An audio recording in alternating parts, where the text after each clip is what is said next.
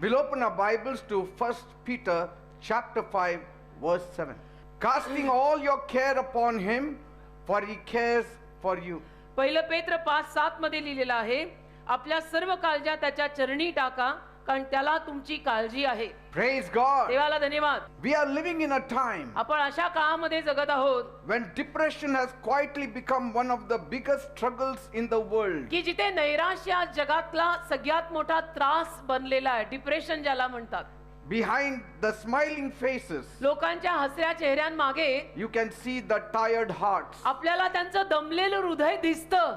Even behind busy schedules, आणि लोकांच्या व्यस्त अशा वेळेमध्ये सुद्धा you can see restless minds. आपल्याला लोकांची अशांत मन दिसून येतात. But the Bible directly speaks into this darkness. परंतु पवित्र शास्त्र किंवा बायबल या अंधाराशी डायरेक्ट बोलत आहे. Bible tells us, बायबल आपल्याला सांगतं, cast all your cares upon God. तुझ्या सर्व काळज्या प्रभूच्या चरणी टाक. All your anxieties, तुझ्या सर्व चिंता प्रभूच्या चरणी टाक. all your desires, तुझ्या सर्व इच्छा प्रभूला दे. all your questions, तुझे सगळे प्रश्न त्याला सांग. cast upon God. देवाला सगळं काही देऊन टाक. तुझे प्रश्न, तुझ्या इच्छा, तुझे त्रास, तुझ्या काळज्या. Why? का? Because he cares for you. कारण देवाला तुझी काळजी आहे. The moment you release the burden, ज्या क्षणाला तुम्ही तुमचं ओझं देवाला देऊन टाका, heaven begins to move on your behalf. त्या क्षणापासून स्वर्ग तुमच्या वतीनं कार्य करायला सुरुवात करेल. Otherwise, नाहीतर depression shall be your portion. नैराश्य तुम्हा लोकांना सुद्धा येईल बरं का. डिप्रेशन मध्ये जाल तुम्ही लोक सुद्धा. Depression is not just feeling sad. आणि नैराश्य म्हणजे मला वाईट वाटतंय, मला दुःखी वाटतंय, मी अपसेट आहे, मी उदास आहे, फक्त एवढं नाही. It's deeper नैराश्य त्याच्याहून फार खोल आहे. and it is longer lasting. आणि ते नैराश्य फार काळ टिकणारं नैराश्य असतं. ते पटकन जात नाही. Everyone feels low sometimes. आणि प्रत्येकाला आयुष्यामध्ये कधी ना कधी खाली घसरल्यासारखं उदास वगैरे वाटतच रे. But depression is when the low feeling stays. पण नैराश्य कशाला म्हणतात, की जेव्हा ती उदासीनता तुमच्यामध्ये कायमची राहून जाते ना, त्याला म्हणतात नैराश्य. And then it begins to affect your thinking. आणि मग ती उदासीनता नैराश्यात बदलल्यानंतर तुमच्या विचारांवरती त्याचे परिणाम व्हायला लागतात. तुम्ही काहीतरी भलतेच विचार करत बसता.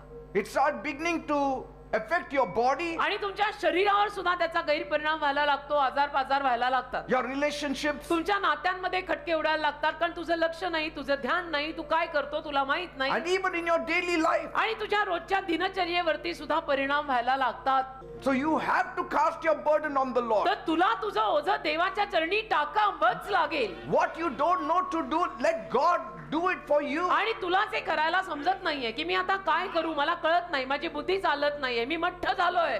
ते सगळं देवाच्या हातात दे, देव करून घे. Bible says in Psalm 34 verse 18, स्तोत्र संहिता 34 त्यातलं 18वं वचन बायबल म्हणतं, the Lord is close to the broken hearted तुटलेल्या हृदयांच्या माणसांच्या जवळ आहे प्रभू. and saves those who are crushed in their spirit. आणि ज्यांचा आत्मा चुरडलाय त्यांना वाचवतो, तारतो प्रभू. Don't hide your pain in your bosom, नको ना लपू. आपल्या वेदना कशाला आपल्या छातीत लपवतो. because what you hide in silence will grow. कारण शांततेमध्ये जे तू लपवून ठेवतोय ते वाढणार आहे. But when you surrender it to God, पण जेव्हा तुम्ही ते सगळं देवाला समर्पित कराल, healing will take place, मग आरोग्य घडेल, बरं वाटेल. because you matter more to God than even your darkest thoughts. कारण की तुझ्या काळ्या कुट्ट विचारांपेक्षाही जास्त तू देवाला महत्वाचा आहे. देव म्हणतो तुझं मला काही नकोय, मला तू पाहिजे. तुझं तुला ठेव, मग मला तू पाहिजे म्हणतो देव. Your honesty before God is the beginning of your healing. देवासमोर तुझा जो प्रामाणिकपणाचा स्वभाव आहे ना, ते तुझ्या आरोग्याचा शुभारंभ आहे. देवासमोर प्रामाणिकतेनं जर तू वागत राहिला, इमानदारीनं प्रामाणिकतेनं जर देवासमोर राहत राहिला, तर तुझ्या आरोग्याचा तो शुभारंभ आहे. तर क्षणी तू बरा व्हायला लागशील. Depression can come through isolation. आणि एकटेपणा जर आपण घेतला ना, तर त्याच्यातनं सुद्धा डिप्रेशन किंवा नैराश्य येतच. Depression can come through constant pressure. आणि सातत्याने आपल्यावर जर काही प्रेशर आहे, सातत्याने जर डोक्यावर काहीतरी दबाव आहे, तर त्याच्यातनं सुद्धा डिप्रेशन किंवा नैराश्य येतं. Rejection can wound very deeply. आणि जर लोकांनी आपल्याला नाकारलेलं असेल, तर त्या रिजेक्शन मधून सुद्धा आपल्या हृदयाला फार गहन जखमा होऊ शकते. When one is depressed, एखादा माणूस जेव्हा असा डिप्रेशन मध्ये किंवा नैराश्यात जातो, he may feel helpless and hopeless. त्या माणसाला मग निसहाय्य आणि लाचार वाटायला लागतं, निराश वाटायला लागतं. But I command every devil पण आज मी प्रत्येक सैतानाला आज्ञा करत आहे, that is not allowing you to rise, जो सैतान तुम्हाला वर येऊ देत नाहीये, to rise up in the name of Jesus. येशूंच्या नावामध्ये तुम्ही वर यायलाच हवंय. Repeated failures, आणि परत परत तुम्हाला जे अपयश येत आहे, it does not cancel God's divine power. त्यामुळे देवाचं दैवी सामर्थ्य रद्द होत नाही बेटा. Something good is happening. काहीतरी चांगलं होत आहे, Something good will happen. काहीतरी चांगलं होणार आहे. Bible says in John chapter 5, योहानाचा 5वा अध्याय बायबल म्हणतं, there was a man for 38 years. एक माणूस होता 38 वर्षापासून, He was having infirmity त्याला एक व्याधी लागलेली होती, आजार होता. and he lay by the pool of Bethsaida. बेत्सेदा नावाच्या तळ्यापाशी तो पडलेला होता He was sitting on the mat, आणि तो तिथे सतरंजीवर बसलेला. and that mat he sat on for 38 years. 38 वर्ष त्या सतरंजीवरती तसाच बसून राहिला. Then Jesus walked there. कारण मग तो बाबा जिथे होता तिथे येशू आले. Jesus came. येशू आले. Jesus will come in your तसं condition. येशू तुझ्या अवस्थेत येतील. He will come. येशू येतील. You invite him, he will come. येशूंना तू आमंत्रण दे ना, येशू येतील ना. Out of all the sick people, त्या सगळ्या आजारी लोकांमध्ये Jesus stopped at this man. येशू फक्त या बाबा जवळ येऊन थांबले.